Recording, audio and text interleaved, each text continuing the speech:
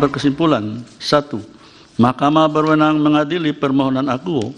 2. Para pemohon memiliki kedudukan hukum untuk mengajukan permohonan akuo. 3. Pokok permohonan para pemohon tidak beralasan menurut hukum untuk seluruhnya. Berdasarkan Undang-Undang Dasar Negara Republik Indonesia tahun 1945 dan seterusnya, amar putusan mengadili menolak permohonan para pemohon untuk seluruhnya.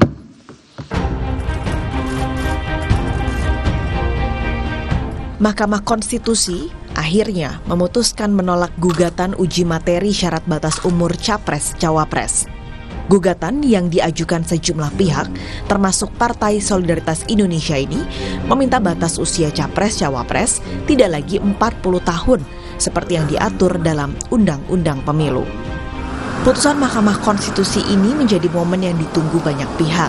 Pasalnya, gugatan ini ditengarai menjadi jalan bagi putra sulung Presiden Jokowi, Gibran Rakabuming Raka, untuk melaju di Pilpres 2024. Sekilas, putusan ini terlihat menutup jalan bagi Gibran. Tapi ternyata ada putusan lain yang menyebut Capres atau Cawapres bisa berusia di bawah 40 tahun jika pernah atau sedang menduduki jabatan sebagai kepala daerah. Posisinya sebagai wali kota Solo saat ini memastikan Gibran bisa melaju di Pilpres 2024. Kita hormati keputusan MK ya. Nanti urusan-urusan klausul apa dan lainnya tanya ke MK, tanya ke pakar hukum, tanya ke penggugatnya. Buat sekali-sekali penggugatnya ya diwawancara gitu loh ya. Sering berstatement banyak yang memberikan penawaran. Gitu loh. Ya silahkan memberikan penawaran. Tapi ya tunggu keputusan saya juga dong. Ya. Sementara itu, Presiden Jokowi enggan memberikan komentar terkait putusan tersebut. Mengenai putusan MK, silahkan ditanyakan ke Mahkamah Konstitusi. Jangan saya yang berkomentar. Silahkan juga pakar hukum yang menilainya. Saya tidak ingin memberikan pendapat atas putusan MK, nanti bisa disalah mengerti seolah-olah saya mencampuri kewenangan yudikatif. Kemudian Pak, Mas Gibran akan maju sebagai calon wakil presiden ya Pak? Pasangan Capres dan Cawapres itu ditentukan oleh partai politik atau gabungan partai politik. Jadi silahkan tanyakan saja ke partai politik, itu wilayah parpol. Pasca putusan MK, Partai Gerindra pun menjadi sorotan. Hal ini karena Gibran belakangan disebut-sebut sebagai calon potensial Cawapres Prabowo Subianto. Partai Gerindra pun mengaku telah berkomunikasi dengan Gibran setelah Mahkamah Konstitusi memutus soal gugatan batas umur Capres dan Cawapres. Keputusan Mahkamah Konstitusi sebagai sebuah keputusan yang final dan mengikat, tentu saja ini akan menjadi sebuah cara pandang bagi partai-partai koalisi di Koalisi Indonesia Maju dalam mengambil keputusan. Tawaran buat Cawapres, kalau sekarang setelah putusan MK apakah akan ditawarkan lagi? Keputusan Mahkamah Konstitusi saya kira menjadi sesuatu yang jelas, terang benderang, jadi nanti nunggu sesuatu yang sudah jelas, nanti nunggu setelah Ketua Umum semuanya berkumpul. Melihat kadernya dilirik partai lain, Ketua Umum PDIP, Megawati Soekarnoputri, bereaksi. Mega menyinggung soal loyalitas. Dan beliau itu dengan konsekuen, makanya ibu-ibu minta pada kalian untuk konsekuen. Kalau sudah menjadi anggota partai, jangan melirik-melirik lagi untuk pindah partai. Itu tidak ada dedikasi of life-nya. Nah, dengan demikian maka kita benar-benar menjadi pejuang partai. Lalu, akankah Gibran menerima pinangan sebagai pendamping Prabowo Subianto di Pilpres tahun depan? Atau jika Gibran menolak, bagaimana peta persaingan Pilpres 2024? Tim Liputan Kompas TV.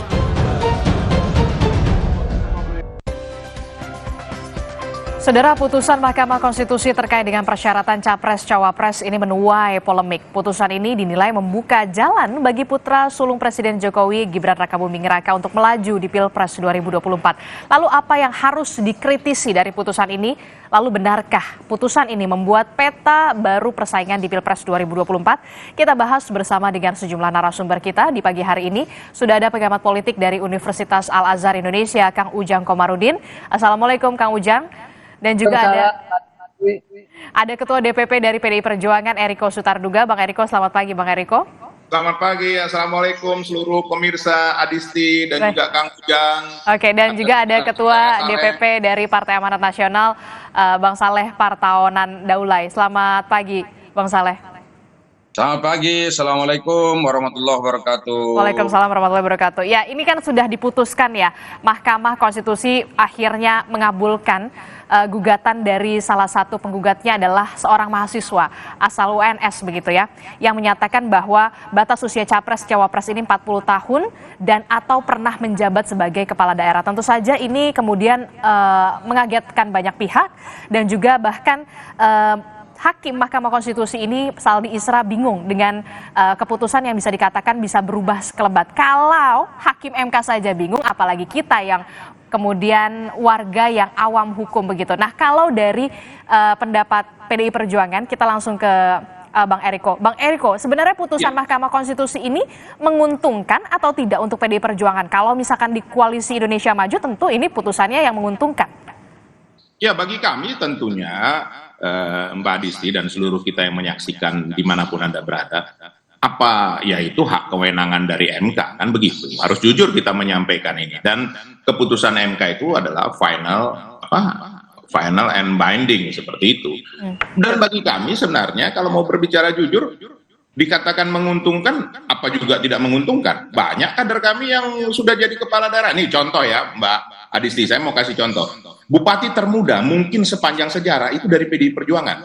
Namanya Sultan Rizky di Sumatera Barat. Boleh dicek. Itu jadi bupati umur 25. Ya mungkin saja Sultan Rizky juga bisa maju kalau seperti ini. Kan tidak ada yang salah dalam hal ini. Tapi kan tinggal sekarang ini kembali kita melihatkan. Kalau sebagai rakyat awam tentu merasa aneh, kenapa kok Hakim MK sendiri merasa bingung, kan begitu kan? Betul. Sebenarnya ini kan juga harus dilihat karena ini terkait kepada integritas nanti. Nanti kalau ini terjadi seperti itu, bahkan di dalam fungsi MK ini sendiri ada pertanyaan-pertanyaan seperti itu kan menjadi pertanyaan juga bagi rakyat banyak. Nah, ini yang sebenarnya Mbak Adisti yang harus Mbak Adisti dan Kompas TV kejar seperti ini. Kalau bagi kami sebenarnya apapun keputusannya kami siap loh, tidak gentar. Ini hal yang minta maaf ya Mbak Adisti, ini sudah diperkirakan. Coba lihat apa yang disampaikan Mas Bambang Pacul, beliau saja sudah memprediksi hal ini akan terjadi. Gitu. Jadi tidak kaget hal seperti ini. Oke, sudah diperkirakan sebelumnya dengan keputusan ini. Nah, setelah adanya putusan ini, putusan inkrah dari Mahkamah Konstitusi, informasinya Gibran akan dipanggil ke Jakarta, dipanggil oleh DPP PDI Perjuangan besok. Betulkah dan apa yang akan dibahas? Betul. Jadi sebenarnya begini, Pak Sekjen kan ingin daripada ini kan berkembang isu segala macam kan begitu. Dan kemarin kebetulan yang mendampingin Ibu Ketua Umum dalam peresmian kantor-kantor DPC dan juga PAC di tingkat kecamatan, ada 2 itu kebetulan di Solo salah satunya. Ibu Ketua Umum menyampaikan mengenai hal ini. Kebetulan saya di sebelahnya beliau menyampaikan bahwa di dalam kehidupan berpartai ini kan ya kita memang harus menjalankan fungsi dan tugas kita sesuai dengan yang dipercayakan oleh partai, dan kita diajarkan untuk selalu setia. Seperti itu Mbak Adisti, itu saja yang disampaikan kemarin. Kalau diterjemahkan banyak pihak ya silakan, tapi ini kan untuk internal PDI Perjuangan. Itu Mbak Adisti yang saya tahu kemarin. Oke, betul, karena sudah disinggung soal loyalitas. Betul sekali, Ibu Ketua Umum Bu Mega kemarin menyatakan bisa dikatakan menyinggung soal loyalitas. Apakah kemudian ini maksud dan tujuannya kebetulan sekali ya pada saat putusan MK dan juga Gibran Rakabuming Raka ini besok akan dipanggil. Benarkah tujuannya ke Gibran? Begini, kemarin itu sebenarnya ditujukan jelas kepada DPC Solo bahwa sebagai contoh adalah Mas FX Rudi. Beliau ini kan super senior, sangat senior di PDI Perjuangan dari tahun 80 kalau saya tidak salah, dan kebetulan kemarin juga mengingatkan ada dari saudara kami yang namanya almarhum Mas Gembong Warsono kan juga baru berpulang sebagai ketua fraksi PDI Perjuangan DKI Jakarta, bahwa jasa-jasa dari orang-orang senior ini yang setia sampai saat ini itu memang harus disampaikan bahwa di dalam kehidupan berpolitik, dalam kehidupan berpartai ada proses, Mbak Adisti. Tidak ujuk-ujuk begitu saja. Itu yang terjadi. Boleh ditanyakan sama ini adinda saya, saudara saya Saleh Partaunan, semua itu ada prosesnya. Begitulah berpartai, begitulah berorganisasi. Itulah yang diajarkan selalu oleh Ibu Ketua Umum. Bahkan beliau mencontohkan keluarganya sendiri. Semua punya proses seperti itu. Itu yang kemarin disampaikan beliau di dalam sebenarnya peresmian kantor, dan ini untuk internal. Begitu, Mbak. Oke, berarti besok juga pertemuan akan mempertanyakan loyalitas Gibran Rakabuming Raka, ataukah masih tegak lurus atau tidak sama PDI Perjuangan? Kalau saya melihat, sebenarnya begini, ini yang disampaikan oleh Sekjen itu sudah tepat. Sebagai sesama kader kan diundang Mas Gibran, kan misalnya contoh seperti itu. Kira-kira bagaimana dengan situasi seperti ini, daripada kita kan mendengar dari pers, dari mana-mana kan begitu. Ya tentunya kan kembali, bahwa di dalam kehidupan berpartai, berorganisasi itu juga ada hak pribadi masing-masing. Kita juga kan tidak bisa memaksakan, Mbak Adisti. Katakanlah Mbak Adisti sebagai kerja di Kompas TV, kemudian ternyata ada yang melirik yang lain. Ini kan bergantung kepada Mbak Adisti juga dalam menentukan kepada pribadi masing-masing. Jadi ya, menurut kami ini hal yang sah-sah saja, tidak perlu misalnya tertutup, tersembunyi, justru diajak berbicara. Bagaimana? Nah, dari situ kan tentunya kita bisa melihat sejauh apa sebenarnya. Jangan-jangan Mbak Adisti ternyata tidak ada hal yang seperti itu, cuma dugaan-dugaan saja. Ini kan yang menduga-duga ini yang kadang-kadang tidak enak kan, Mbak Adisti. Oke, jadi langsung mempertanyakan secara langsung ya kepada Gibran, apakah tertarik dilirik oleh partai lain ataukah masih loyal tegak lurus kepada PDI Perjuangan, begitu? Ya artinya kan tidak ada yang salah dalam hal ini, Mbak Adisti. Itulah namanya sebagai sesama kader, apalagi beliau sebagai sekretaris jenderal menanyakan kepada Mas Gibran, apapun kan Mas Gibran sebagai adik, sebagai katakan yang lebih muda, kan itulah enaknya berpartai, itulah nikmatnya berpartai, berkomunikasi, bertukar pikiran, kemudian ada hal apa sebenarnya, jangan-jangan besok, kalau kita mau menduga-duga, mau berandai-andai, Anda ada Mas, wong saya gini-gini aja, kan begitu. Wong saya menjalankan tugas, ya kita lihatlah ke depannya seperti apa. Begitu loh Mbak Adisti. Oke, nanti kita akan tunggu jawaban dari Gibran Rakabuming Raka berarti besok ya. Ya, benar. Oke. Saya langsung ke Bang Saleh Daulay. Bang Saleh, katanya kalau dari Partai Gerindra sendiri, dari Pak Muzani bilang sudah ada memang komunikasi ke Gibran Rakabuming Raka after putusan Mahkamah Konstitusi. Dari Koalisi Indonesia Maju sendiri seperti apa sebenarnya? Ya, pertama saya tentu ya harus menghormati putusan dari Mahkamah Konstitusi itu. Karena bagaimanapun juga kita kan negara hukum. Jadi apapun yang diputuskan oleh Hakim Konstitusi, yang kalau kata Bang Eriko tadi adalah sifatnya final dan mengikat, maka karena itu kita hormati. Tapi saya kemarin juga termasuk yang terkejut ya, karena ada pertama kan putusannya sekitar pukul 12.30 yang tidak mengabulkan gugatan para pemohon secara keseluruhan. Kemudian pada pukul 2 lebih gitu ada lagi putusan baru yang katakan mengabulkan sebagian daripada gugatan dari pemohon yang baru, yaitu mahasiswa UNS tersebut ya. Nah karena itu saya kemarin juga sempat membuat dua pernyataan. Pada saat pukul 12.30 saya mengatakan ya mengapresiasi, senang karena batas usia 35 tahun itu nggak terjadi, yang terjadi adalah tetap pada aturan yang lama. Nah karena itu tentu kami dari Partai Amanat Nasional merasa senang sebetulnya dengan putusan-putusan ini. Kenapa? Karena ya tentu kalau misalnya pembatasan usia dari capres-cawapres adalah tetap 40, maka peluang dari Erick Thohir yang memang selama ini diajukan oleh Partai Amanat Nasional itu akan tetap tinggi. Nah karena itulah maka ini putusan sebetulnya bagi kami itu baik-baik saja gitu, tidak ada masalah.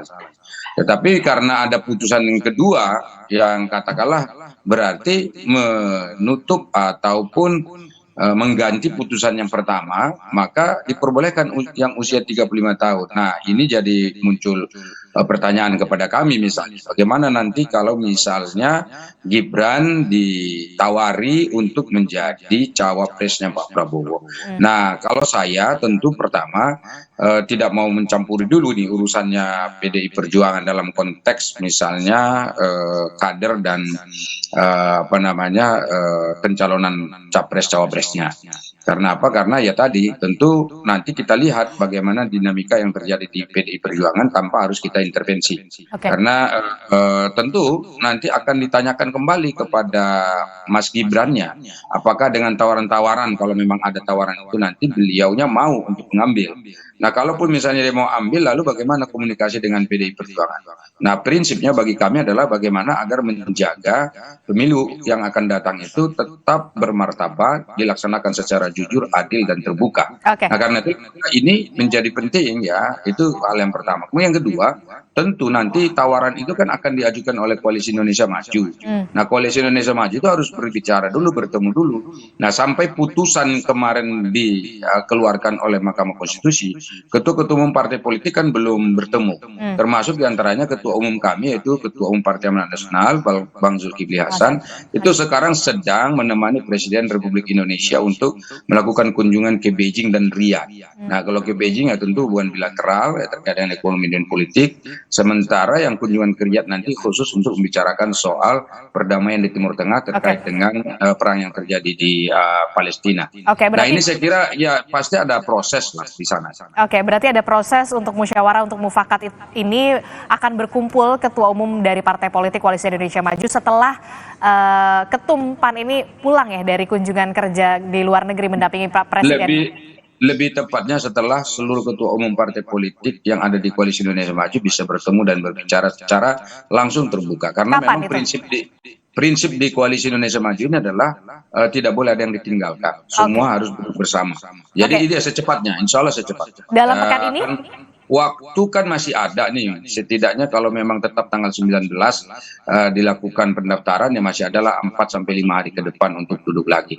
Itu pendaftarannya kan tanggal 19, ditutupnya kan tanggal 25. Jadi masih cukup waktu lah kita untuk mendudukkan persoalan ini secara baik-baik. Dan sekaligus juga untuk melihat bagaimana perkembangan terakhir terkait dengan elektoral, terkait dengan dinamika politik ya pasca putusan Mahkamah Konstitusi itu. Oke, kita akan lihat bagaimana kemudian pertemuan akan dilakukan oleh Koalisi Indonesia Maju sambil menunggu kepulangan dari Ketua Umum Partai Amanat Nasional.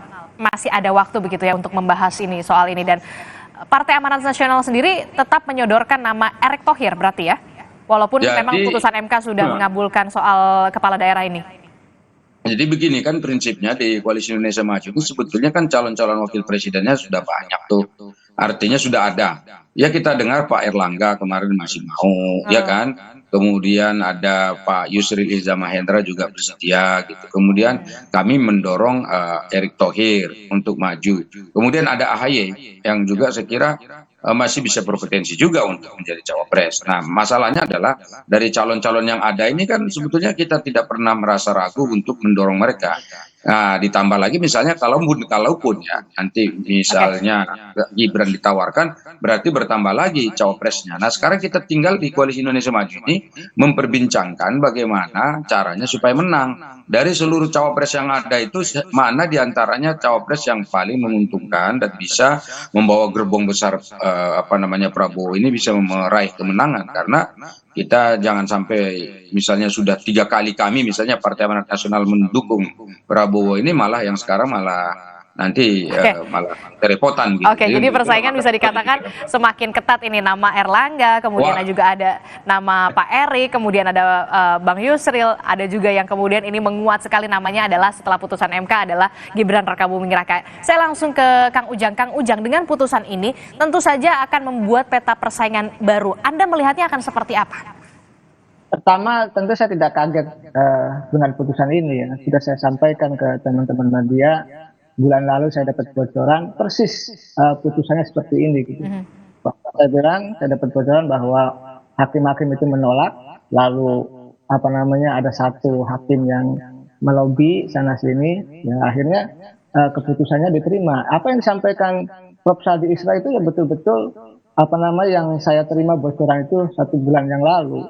Oke. Jadi saya sungguh tidak kaget dalam konteks putusan Mahkamah Konstitusi, makanya saya katakan nanti itu akan ada frase atau kata pernah jadi kepala daerah, bahkan ditambahkan lagi sedang menjadi kepala daerah.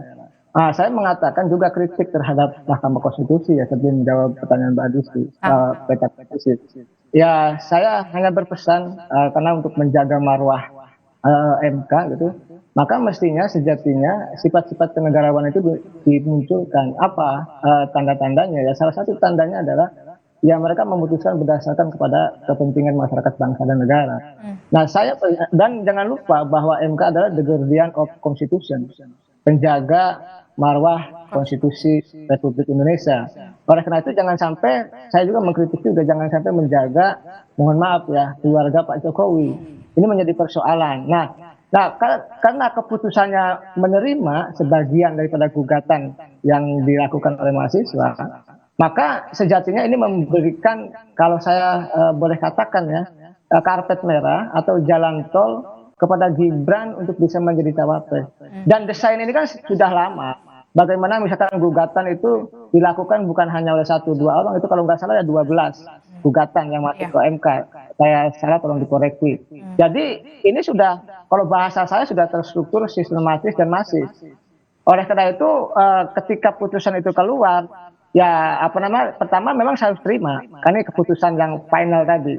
Tetapi dalam konteks kita bernegara, ini ada sesuatu yang mohon maaf ya, yang keliru, yang rusak harus kita luruskan dari Mahkamah Konstitusi. Jadi sejatinya marwah konstitusi itu harus dijaga, ya, marwah hakim dan MK itu dijaga.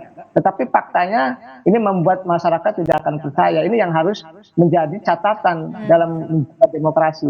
Nah, petanya pasti berubah, Mbak Rizky. Kenapa?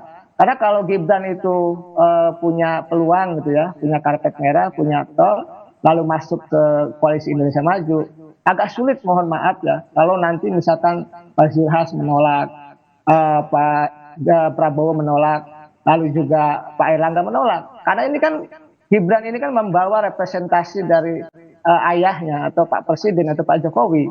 Nah kalau itu sudah masuk, agak sulit untuk bisa ditolak oleh, mohon maaf ya, ketua umum partai yang ada di Koalisi Indonesia Maju, kecuali tadi kata Bang Saleh, kecuali Gibrannya tidak menerima, kecuali Gibrannya tidak mau.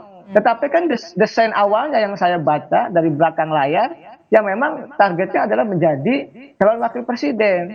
Nah dalam konteks itu saya melihat ya ke depan kita lihat saja apakah memang Pak Jokowi dan Gibran itu menjadi cawapresnya Pak Prabowo atau tidak, kita tunggu dinamikanya. Tadi saya sepakat. Ya gimana? Kalau Anda melihatnya sinyal-sinyalnya, apakah kemudian Gibran Rakabuming Raka ini bersedia untuk sebagai calon wakil presidennya Prabowo atau tidak? Kalau melihat sinyalnya, kalau kemarin kita lihat Gibran saja datang ke acara relawan Projo. Yang kita tahu Projo sendiri adalah akhirnya mendukung dari Pak Prabowo Subianto menjadi bakal calon presiden 2024. Ini kan politik belum final ya, masih dinamis, belum ada capres dari Pak Prabowo dan Pak Ganjar. Soal misalkan Projo mendukung Pak Prabowo, is no problem. Apakah tidak bisa berubah? Dalam konteks tentu bisa berubah. Nah saya melihat dalam hal ini ya ketika misalkan Gibran apakah mau atau tidak. Kalau dari desain yang ada ya, dari skema yang ada, kalau format yang ada soal capres-cawapres itu, ya kelihatannya Gibran akan menerima itu dengan konsekuensi bisa jadi, mohon maaf ya, berhadapan-hadapan dengan PDIP.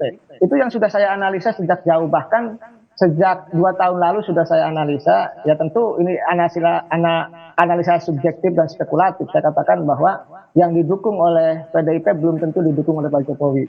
Nah hari ini apakah itu benar atau tidak kita lihat. Tetapi indikasi-indikasi mengarah kepada Gibran menjadi cawapres itu semakin kuat, semakin kencang.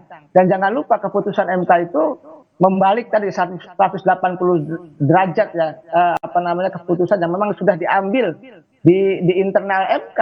Dan itu bukan hanya saja saya yang mengatakan, tapi Pak Saldi Isra langsung. Nah dalam konteks itu ya maka kita melihat ke depan harus kita koreksi bersama-sama bahwa mohon maaf MK harus kita kritisi, MK harus kita jaga marwahnya agar memang kepentingan ke depan adalah bagaimana MK menjaga marwah konstitusi, bukan menjaga mohon maaf ya keluarga Pak Jokowi atau menjaga Gibran, memuluskan jalan Gibran. Kalau ini terjadi maka ya mohon maaf masyarakat tidak akan percaya lagi. Dan saya menerima putusan itu dengan pahit ya, karena tadi saya sepakat dengan Bang Saleh Daulay ketika keputusan pertama saya itu breaking news di salah satu TV. Ya kalau ditolak bagus saya bilang. Tentu ini kita akan sama-sama menjaga demokrasi bersama-sama dengan MK. Tapi faktanya dengan keputusan yang kedua ketika itu menerima dan itu meyakinkan saya bahwa bocoran yang saya terima sebulan yang lalu itu menjadi sebuah kenyataan yang bagi saya tidak aneh untuk melihat konstruksi politik belakang layar Republik Indonesia ini. Oke, menjadi keputusan MK bisa dikatakan tadi mengutip dari Kang Ujang menjadi pil pahit begitu ya bagi warga khususnya begitu. Dan kebetulan sekali kemudian tadi sudah saya singgung Bu Mega, Ketua Umum PDI Perjuangan ini sempat menyinggung soal loyalitas. Apakah ini kemudian menjadi alarm peringatan kepada Gibran Rakabuming Raka karena besok Gibran Rakabuming Raka ini akan dipanggil oleh DPP PDI Perjuangan? Jangan dijawab dulu Kang Ujang, kita jeda sejenak.